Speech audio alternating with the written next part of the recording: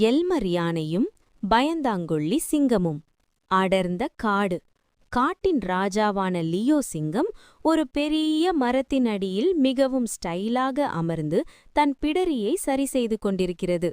Leo சிங்கம் ஒரு கண்ணாடியை பார்த்து, "நான் தான் இந்த காட்டின் அழகான ராஜா" என்று கர்ஜனை செய்ய முயன்றது. ஆனால் அப்போது ஒரு பெரிய தும்மல் வந்தது. அச்! அந்த தும்மலில் லியோவின் தலைமுடி, பிடரி அப்படியே கலைந்து ஒரு கோமாளி போல மாறியது.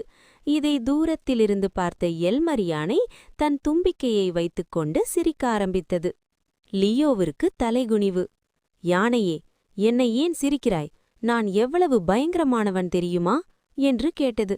எல்மர் யானை மெதுவாக லியோவின் அருகே வந்து, "நீ பயங்கரமானவனா?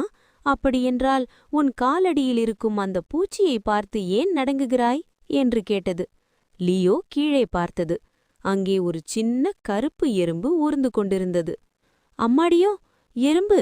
என்று கத்தியபடி லியோ சிங்கம் ஒரு பூனைக்குட்டியைப் போல எல்மர் யானையின் காலிடுக்கில் ஒளிந்து கொண்டது. காட்டின் ராஜா ஒரு எறும்பை பார்த்து பயப்படுவதைக் கண்டு எல்மர் யானை தன் தும்பிக்கையில் தண்ணீரை எடுத்து லியோவின் முகத்தில் மெதுவாக தெளித்தது.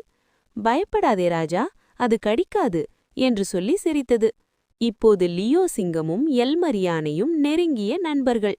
ஆனால் இப்போதும் ஒரு சின்ன தும்பி பறந்து வந்தால் கூட லியோ சிங்கம் எல்மர் யானையின் பின்னால் ஒளிந்து கொள்ளும்.